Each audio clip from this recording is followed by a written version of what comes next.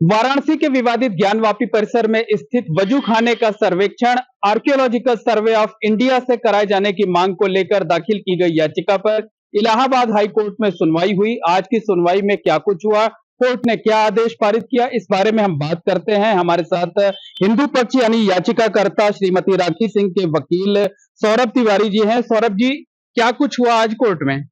जी, आज माननीय Allahabad high court court number 16 honourable justice Rohit Ranjan Agarwal साहब की कोर्ट में सुनवाई हुई।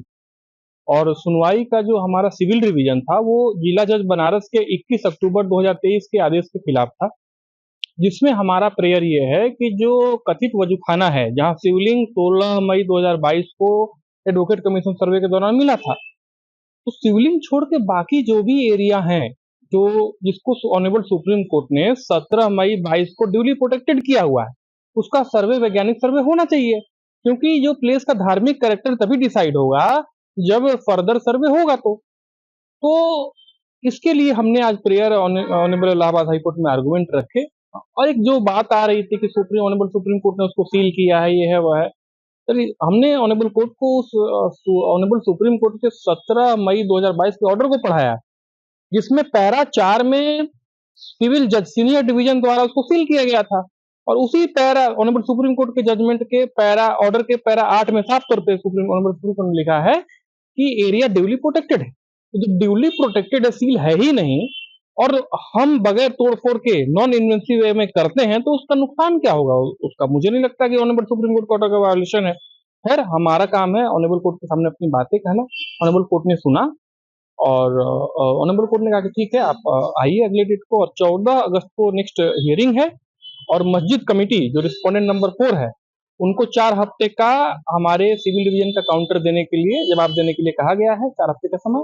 और उसके बाद 1 हफ्ता अगर कोई हम देना चाहते हैं उनका प्रत्युत्तर, रिजॉइंडर एफिडेविट, तो हम दायर करेंगे और 14 को अगस्त को इस पे फाइनल बहस होगी। अच्छा, आज आपकी तरफ से दलीलें पेश की गई, क्या कुछ आपने कहा कोर्ट में? देखिए, हमारी मुख्य दलील यही थी कि रिलीजियस कैरेक्टर, धार्मिक चरित्र के निर्धारण हेतु वैज्ञानिक सर्वे ऐसा ही आवश्यक है। और अगर नॉन इन्वेंसिव वे में करते हैं, बगैर तोड़ फोड़ के सर्वे होता है, तो इससे ऑनरेबल सुप्रीम कोर्ट के ऑर्डर का तो वायोलेशन होता ही नहीं है 17 मई 2022 के ऑर्डर का, क्योंकि एएसआई खुद ही नॉन इन्वेंसिव वे में कर रही है सर्वे, कोई नुकसान ही नहीं होना है। तो हमारी यही डिमांड थी। और ऑनरेबल सुप्रीम कोर्ट ने अगर अपने ऑर्डर में सील शब्द का इस्तेमाल कर लिया होता, दैट विल बी डिफरेंट, और वो हम डायरेक्ट ऑनरेबल सुप्रीम कोर्ट से कराते, वहां जाना पड़ता। लेकिन चूंकि सील नहीं, ड्यूली प्रोटेक्टेड वहां लिखा है, तो that is a different way. और वहां अभी तो ऑनरेबल सुप्रीम कोर्ट ने ही तो कथित वजूखाने में टैंक की सफाई का ऑर्डर किया था। तो जब टैंक की सफाई से कुछ नुकसान नहीं हो सकता है, तो फिर नॉन इन्वेसिव सर्वे से क्या नुकसान होना है? जी, यही हमारी दलील है। लेकिन ये जो वजू खाना है, जिसे आप कथित वजू खाना बता रहे हैं, उसे सील तो वाराणसी कोर्ट के आदेश पे किया गया, यानी कोर्ट के आदेश पर ही वो सील है। ये सील था, लेकिन ऑनरेबल सुप्रीम को 16 मई 2022 को लर्नेड जो है सिविल जज सीनियर डिवीजन ने उसको सील लिखा शब्द अपने आदेश में।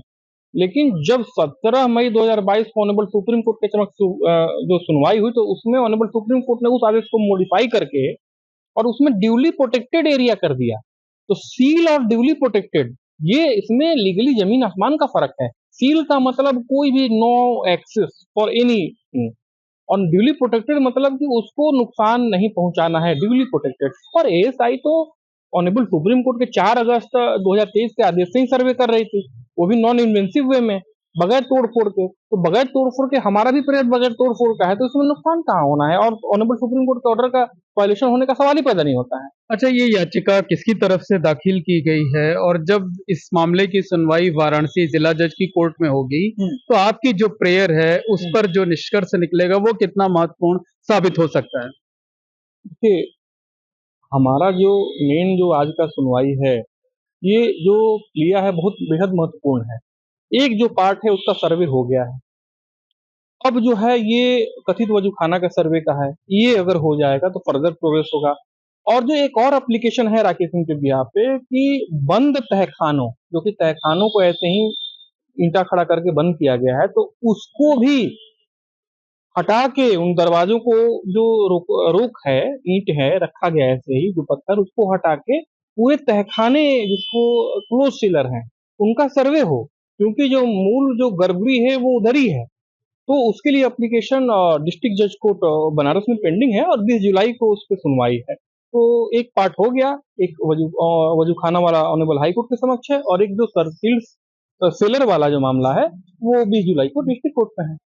मतलब जो याचिकाकर्ता राखी सिंह है वो चाहती हैं कि पूरे परिसर का सर्वे हो, हाँ। ताकि जब ट्रायल चले हाँ। तो जो विपक्षी हैं उनके पास ये कहने का मौका ना रहे कि अभी तो इतने एरिया का सर्वे हुआ ही नहीं। हाँ, जब एक बार सर्वे हो जाएगा तो चीजें क्लियर हो जाएंगी, और जो एविडेंस जो भी आएंगे, जो भी तथ्य से निकल के आएंगे, तो उससे निर्धारित होगा। तो जो ये तीनों प्रेयर, अगर तीनों हमारे दोनों एप्लीकेशन अलाउ हो जाते हैं, तो निश्चित तौर पे पूरे परिसर का सर्वे हो जाएगा। तो ये दोनों पक्ष के लिए अच्छा है। ये तो ऑनरेबल इलाहाबाद हाई कोर्ट ने 3 अगस्त 2023 को जो ऑर्डर पारित किया था, उसमें भी लिखा है कि for plaintiff and for defendant both के लिए बेनिफिशियल है, और for trial of the suit उसके लिए जरूरी है। जी।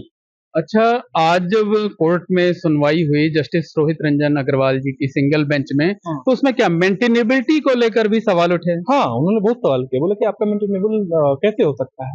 उन्होंने सवाल इसको उठाया, और कोर्ट का काम होता है क्वेश्चन रेज करना, और हमारा काम होता है ऑनरेबल कोर्ट को असिस्ट करना। मैंने असिस्ट किया।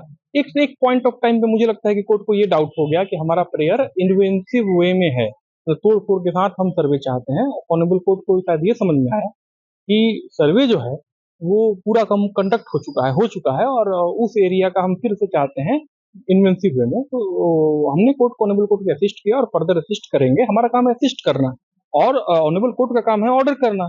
बस।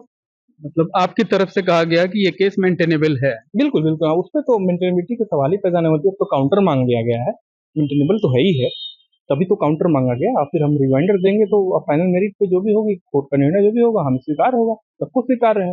जी। तो धन्यवाद। ये हैं सौरभ तिवारी, जो कि याचिकाकर्ता राखी सिंह के वकील हैं, जिनकी ये मांग है कि ज्ञानवापी परिसर में जो कथित वजूखाना है उसका भी एएसआई से सर्वे कराया जाए।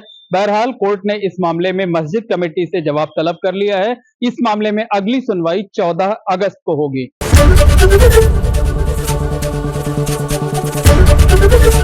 एबीपी गंगा, खबर आपकी, जुबान आपकी।